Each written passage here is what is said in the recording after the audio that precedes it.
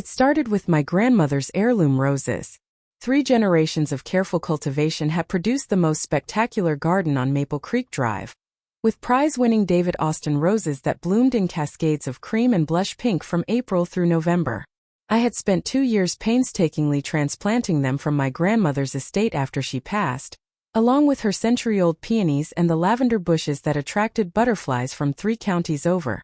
Karen Pemberton, our H.O.A. president, had other ideas about what constituted appropriate neighborhood aesthetics. She stood on my front lawn that Tuesday morning in her regulation beige tracksuit, clipboard clutched against her chest like armor, surveying my flower beds with the intensity of a general planning a siege. Her perfectly straightened blonde hair caught the morning light as she shook her head in what I could only describe as theatrical disapproval. "This simply will not do," she announced, tapping her pen against the clipboard. The HOA bylaws clearly state that all landscaping must maintain uniformity with the neighborhood aesthetic. These exotic plantings are creating an eyesore that affects everyone's property values.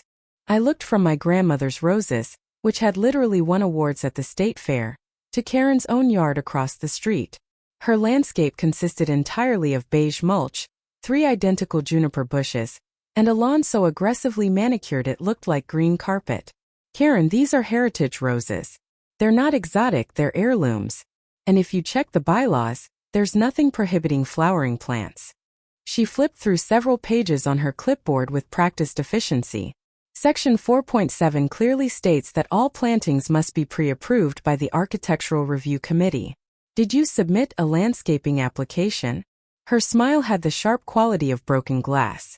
"I've lived here for 3 years," I replied calmly. "These plants were here when I moved in. They're grandfathered under the existing landscape clause." This was technically true. I had transplanted them the week I moved in, before I fully understood the Byzantine complexity of our HOA regulations. Karen's eye twitched slightly. She was clearly not used to residents who actually read the bylaws. That may have been true under the previous administration, but we've updated our enforcement policies. "I'll need you to remove these non-compliant plants within 30 days, or the HOA will assess daily fines of $50. Over the next few weeks, Karen's campaign against my garden escalated with military precision. First came the official violation notice, printed on official letterhead and hand-delivered to my door. Then the follow-up inspection, where she arrived with 2 other board members and spent an hour photographing every bloom from multiple angles.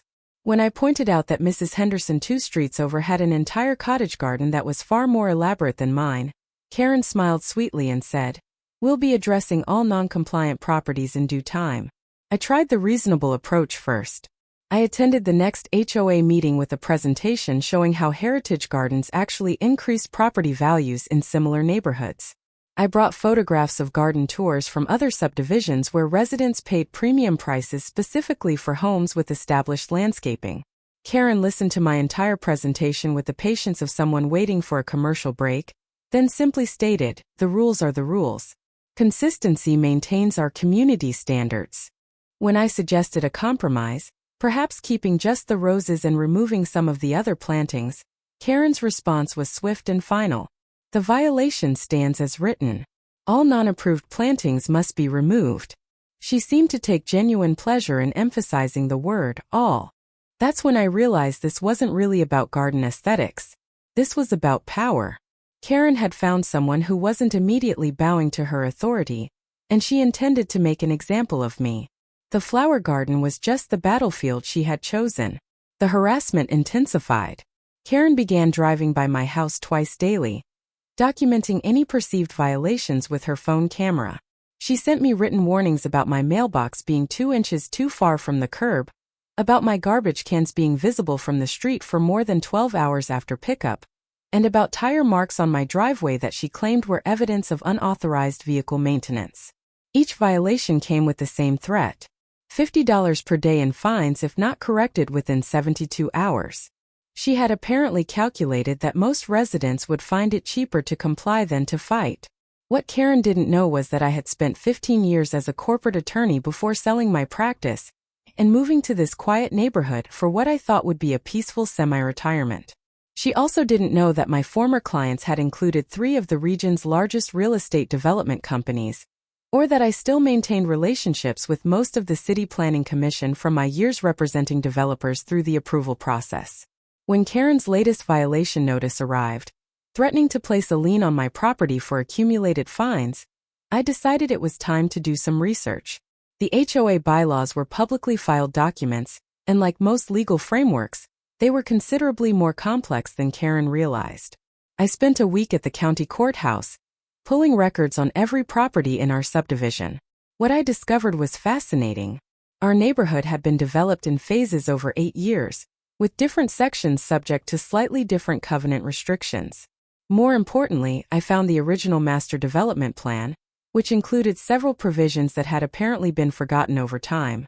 The most interesting provision was something called the community garden designation.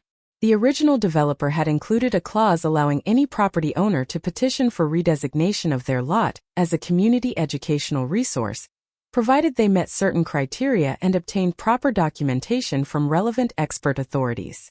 I made some phone calls to former colleagues. It's amazing how helpful people can be when you've saved them millions in development costs over the years. Within 2 days, I had documentation from the State Agricultural Extension Office certifying my garden as a heritage plant preservation site. The University Botany Department provided a letter identifying my collection as significant specimens worthy of academic study and community education. The State Historical Society contributed documentation of the cultural importance of heritage variety preservation. But the real masterstroke came from an unexpected source.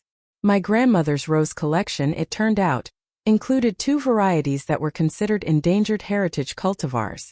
The State Department of Natural Resources maintains a registry of such plants, and my garden now qualified for official protection status as a genetic preservation site.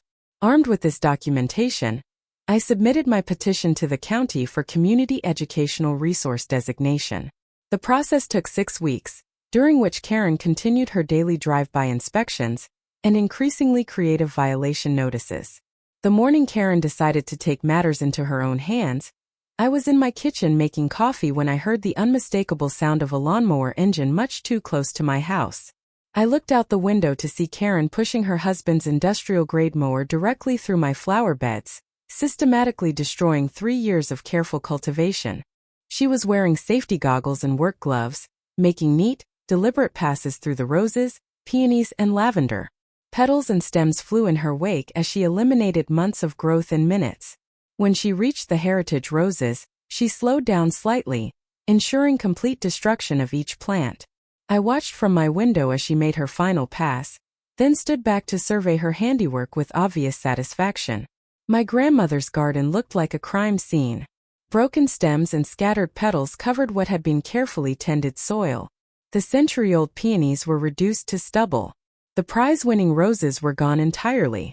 Karen turned toward my house, pulled out her phone, and began photographing the destruction.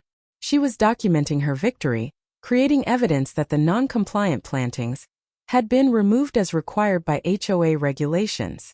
That afternoon, she knocked on my door with a clipboard and the smuggest expression I had ever seen. "I noticed you finally addressed the landscaping violations," she said, making a show of checking items off her list. "While your methods were rather drastic, the result is compliant with community standards. Just be sure to maintain the area properly going forward." I nodded politely and thanked her for her diligence. What I didn't tell her was that her timing was perfect. My community educational resource designation had been approved that morning. More importantly, the State Environmental Protection Agency had just informed me that destruction of a registered heritage plant preservation site constituted criminal vandalism of protected environmental resources. But I had a better idea than criminal charges. Karen had just handed me the perfect opportunity to implement the nuclear option I had been developing as a contingency plan. The next morning, I contacted my former business partner, who now ran the region's most aggressive environmental law firm. By noon, we had filed emergency documentation with the county declaring my property a protected restoration site under state environmental preservation statutes. This designation came with very specific legal protections, including mandatory restoration requirements for any damage to protected species. But the real surprise was still to come. Remember those development company clients I had represented for 15 years? One of them owed me a rather substantial favor from a complicated zoning issue I had resolved 5 years earlier. It took exactly one phone call to arrange the purchase of the 3 undeveloped lots at the end of our street. Lots that had been sitting empty because of wetland designation issues that made development prohibitively expensive. Karen had unknowingly provided me with the perfect justification for what happened next. The environmental law firm filed papers with the county declaring the entire end of Maple Creek Drive an environmental restoration zone, with my property as the anchor site for a heritage plant preservation project. The 3 empty lots I had just acquired were designated as buffer zones for the restoration project. The restoration plan was quite comprehensive. It called for the installation of a heritage plant research facility, complete with greenhouse structures, educational signage, and public access walkways for community education purposes. All perfectly legal under the community educational resource provisions Karen had apparently never read. Since the project qualified for state environmental grants, funding was not an issue. Since it was designated as educational and environmental protection, the H.O.A. had no authority to regulate it. And since Karen had destroyed protected heritage specimens, the restoration plan included punitive restrictions on any activities that might interfere with the restoration process. The construction crew arrived on a Thursday morning. Karen was waiting for them, clipboard in hand, ready to cite them for some imaginary H.O.A. violation. That's when she discovered that the restoration project extended significantly beyond just my property line. The educational walkway, it turned out, required access easements that ran directly behind the properties on Karen's side of the street, including her own backyard. The Heritage Plant Research Facility needed a service road that curved around the end of the street and connected to the main road through what had been Karen's daily driving route for her inspection tours. But the final piece of the puzzle was the community education component. The State Environmental Education Department had enthusiastically endorsed the project, which meant school groups, garden clubs, and university researchers would be visiting regularly. To accommodate educational tours, the county had approved parking areas and turnabout zones that happened to occupy the exact spots where Karen typically parked to conduct her neighborhood surveillance. Karen stood in her front yard that morning, watching the construction crew install the first educational signage, when the full scope of what had happened finally hit her. The sign, visible from her front window, read, "Heritage Rose Preservation Site, established in memory of Dorothy Mae Williams, protected under State Environmental Conservation Statute, 247.3 Restoration Project, funded by State Environmental Protection Grant Program Vandalism of Protected Species subject to criminal penalties and civil liability." Below that, in smaller text, "This restoration project was made necessary by the criminal destruction of heritage plant specimens that occurred on this site in violation of state environmental protection laws. The restoration plan includes enhanced protection measures to prevent future vandalism of protected heritage varieties." I watched from my front porch as Karen read the sign twice, then pulled out her phone to photograph it. She was probably planning to research the statute cited, to find some loophole or challenge she could exploit. What she would discover was that environmental protection laws are considerably more robust than HOA bylaws, and that criminal vandalism of protected plant species carried both monetary penalties and potential jail time. But the real revelation was still coming. Karen's phone rang as she stood there staring at the sign. I could hear her end of the conversation from across the street. "What do you mean there's a lien on our property?" she said, her voice rising in pitch. "That's impossible. We've never missed a payment on anything." The environmental law firm had been busy. Karen's destruction of the heritage plants had triggered automatic restoration cost liability under state environmental statutes. The cost of replacing century-old heritage plant specimens, when such replacement was even possible, was substantial. The cost of establishing an appropriate restoration site was even higher.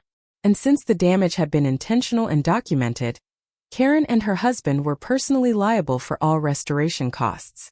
The lien amount, I later learned, was approximately $47,000. The equivalent of nearly 3 years of the $50 daily fines Karen had been so fond of threatening.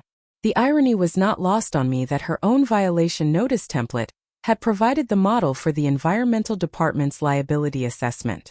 Karen ended her phone call and stood motionless in her front yard, staring at the construction crew as they began installing the perimeter fencing for the Heritage Plant Research Facility.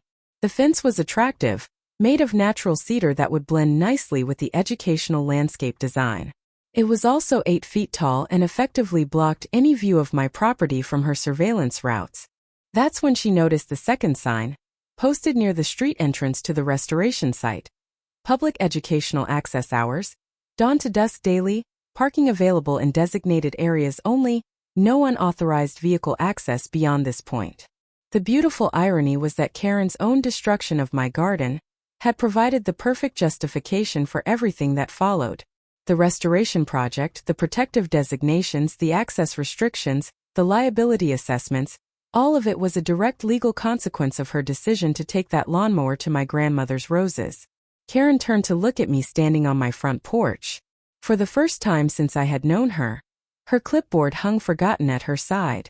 The expression on her face was one of complete and utter comprehension, the dawning realization that her petty power trip had just cost her family $47,000, turned her neighborhood into a public educational site, and legally prohibited her from continuing the surveillance activities that had been her primary source of entertainment.